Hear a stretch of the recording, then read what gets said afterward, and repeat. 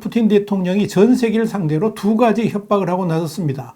그 하나는 핵순항 미사일 발사 성공에 대한 것이고 나머지 하나는 이 33년 만에 핵실험을 재개하겠다는 구상입니다.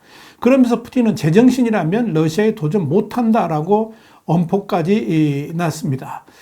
지금 러시아에서 무슨 일이 벌어지고 있는지 또 푸틴의 미치광이 전략이 무엇인지 Y타임즈가 추적해 봤습니다. 지금 시작합니다.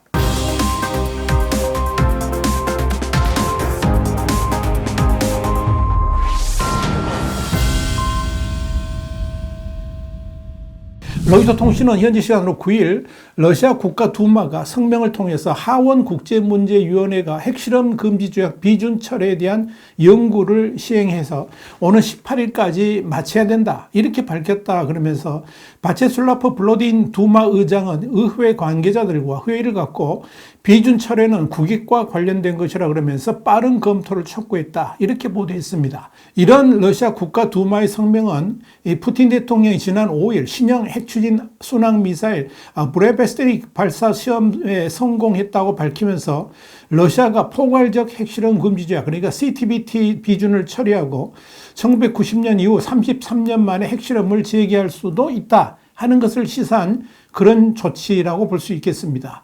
러시아는 1996년 유엔 총회에서 결의된 CTBT에 서명하고 비준했지만 미국은 서명만 하고 비준하지는 않았는데 이를 지적하면서 자신들도 CTBT를 처리할 수 있다라고 밝힌 겁니다. 이에 따라서 러시아는 핵실험 재개를 위한 준비 과정이 차근차근 진행되고 있다고 볼 수 있을 겁니다. 물론 크렘린궁은 러시아 핵실험 재개가 가져올 파장이 만만치 않을 것임을 고려해서 비준 철회가 핵실험 재개 의사를 의미하는 것은 아니다라고 해명했지만 푸틴 대통령이 미국과의 핵 군축 조약인 신전략 무기 감축 협정 그러니까 뉴스타트 중단을 선언한 적이 있는 만큼 러시아가 언제든지 핵실험을 재개할 수도 있을 것으로 보입니다.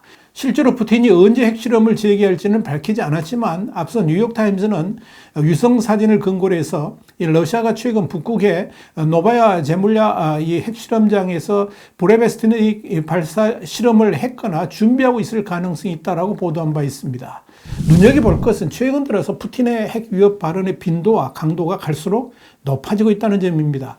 푸틴은 지난 5일 러시아 남부 소치에서 열린 국제 러시아 전문가 모임 발다이 국제 토론 클럽 본회의에 참석해서 30분가량 기조연설을 한 후에 3시간 넘게 참석자들의 질의에 답하는 과정에서 러시아가 핵실험을 재개할 가능성이 있느냐 이런 질의에 대해서 이론적으로 포괄적 핵실험 금지 조약 그러니까 CTBT 비준을 처리할 수 있다라고 밝히면서 이 러시아가 30여 년 동안 중지했던 핵실험을 재개할 수 있다는 여지를 남긴 바 있습니다. 푸틴은 또 브레베스테닉 이 미사일의 최종 시험에 성공했다 그러면서 차세대 핵무기들을 완성했다라고 말도 했습니다.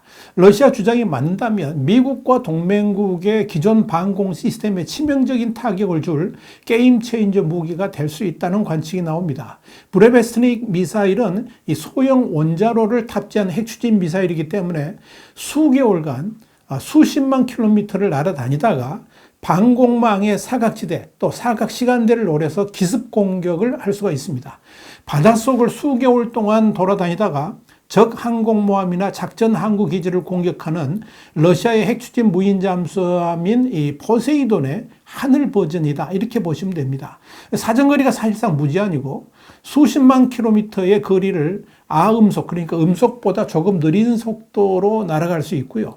대륙간 탄도미사일 그러니까 ICBM과는 다르게 경로 예측이 어려워서 기존 미사일 방어 체계로는 격추가 어렵습니다. 러시아 기준 정식 명칭은 9M730 브레베스테닉 바다새라는 뜻이고요.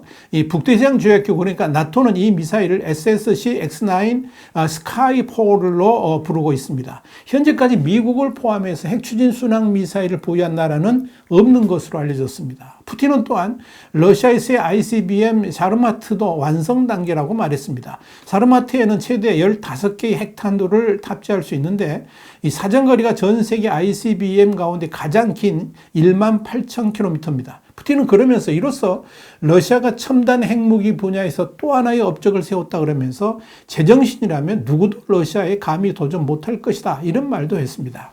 러시아는 그동안에 이 극초음속 미사일 킨잘과 핵추진 어뢰 포세이돈, 그리고 핵추진 순항 미사일 브레베스트닉 등 세 종을 세계의 전략적 균형을 보장할 신무기라고 자랑해 왔습니다. 이런 배경하에 러시아 강경파는 핵실험 재개를 통해서 대서방 압박이 필요하다는 입장을 내고 있습니다.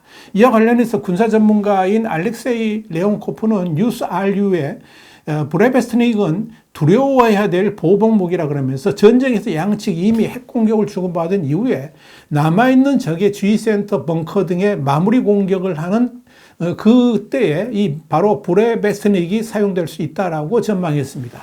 레온코프는 이어서 브레베스트닉이 핵 어뢰인 포세이돈과 짝을 이룰 수 있다 그러면서 첫 번째 탄도, 그러니까 브레베스트닉이 육지 표적을 향하고 두 번째 탄도 포세이돈은 해안선을 따라 표적을 행할 수 있다, 이렇게 설명했습니다. 그렇다면 푸틴은 왜 지금 이 시점에서 핵무기의 유용을 자랑하면서 핵실험 재개 가능성까지 언급하는 것일까요? 사실 그동안 러시아는 우크라이나 전쟁에서 위기 국면마다 핵무기 사용 가능성을 거론하면서 나토 국가 등의 서방 진영을 위협해 왔습니다. 러시아의 핵 확산 공갈은 처음이 아닙니다. 푸틴은 러시아 우크라이나와 국경을 맞댄 불량국가 벨라루스에 러시아 핵무기를 옮겨놓겠다고 선언했고 6월 이후에 실제로 옮기기 시작했습니다. 이런 관점에서 미국은 러시아의 핵무기 사용 가능성을 국면 전환용 엄포로 치부하면서 핵 위협을 일축해 왔었습니다. 그런데 지금 시점도 최근 포탄과 무기 부족으로 우크라이나 대반격 공세에 제대로 대응하지 못하면서 북한에까지 손을 벌리고 있습니다. 이에 대해서 나토는 최빈국 북한에까지 무기 지원을 요청하는 신세가 되어버렸다라고 비아냥거린 바 있습니다.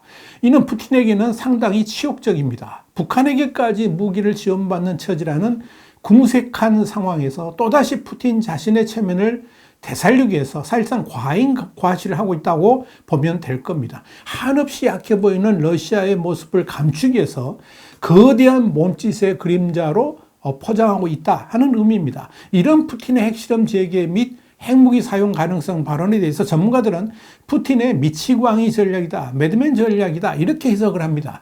나 푸틴은 광기에 휩싸여서 정상 대화가 어렵다, 내가 바라는 걸 쥐어줘야 된다, 이렇게 떼쓰는 격이다 하는 의미입니다. 그런데 푸틴은 이런 광기 어린 발언과 함께 이성적 발언을 뒤섞으면서 진짜 속마음을 헷갈리게 만들고 있습니다.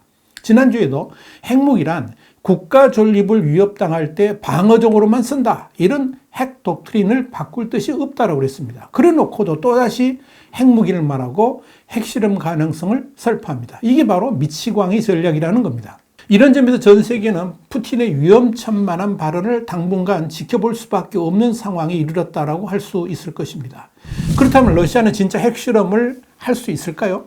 사실 1990년 이후에 러시아 땅에서 핵실험이 실시된 적은 없습니다. 미국도 뒤따라서 1992년에 핵실험을 중단했습니다. 핵실험이 더는 필요 없을 정도로 핵탄두를 쌓아놓았던 이 두 나라는 이때 포괄적 핵실험 금지 조약, 그러니까 CTBT를 맺으면서 핵실험을 중단했던 겁니다. 그런데 푸틴 대통령의 으름장이 현실화된다면 소련 붕괴 이후에 처음으로 러시아에서 핵실험이 진행되는 경우입니다. 만약 러시아가 핵실험을 강행하게 된다면 북한 핵실험을 규탄할 근거도 줄어들게 될 것입니다. 그런데 최근 들어서 연이은 푸틴의 핵 관련 발언은 단순히 블러핑, 그러니까 허세에 그치지 않을 것이다 하는 우려를 낳게 만듭니다. 우선적으로 핵무기의 직접적 사용은 곧바로 러시아 제국의 멸망이라는 결과를 가져올 수도 있기 때문에 극히 조심스럽지만 핵실험은 러시아의 힘을 과시할 수는 있지만 그렇다고 서방 진영이 여기에 대해서 뾰족하게 대응할 방법이 없기 때문입니다.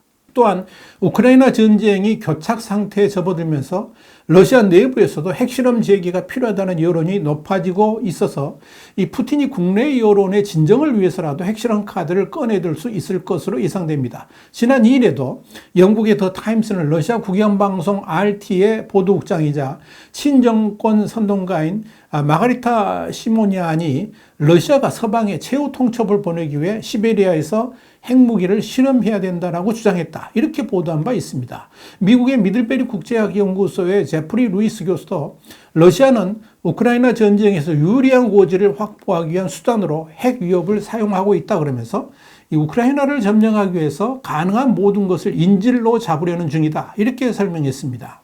이와 관련해서 CNN은 지난달 러시아는 실제로 최근 몇 년 동안에 기존 핵실험장에 새로운 터널을 파거나 저장시설 등을 건설했다 그러면서 러시아뿐만 아니라 미국과 중국 역시 수십 년 만에 최대 규모로 핵실험 시설들을 보강하고 있는 것으로 드러났다라고 보도한 바 있습니다. 현재로서는 푸틴의 핵실험 결정에 결정적인 키를 지니는 시진핑 중국 국가주석일 것입니다. 푸틴은 아마도 다음 달 즈음에 이루어질 중러 정상회담에서 푸틴의 핵실험 계획에 대해서 시진핑 주석에게 설명하면서 양해를 구할 가능성이 있습니다. 아마도 그 자리에서는 북한에 대한 핵과 미사일 기술 이전 가능성도 논의될 수가 있을 겁니다.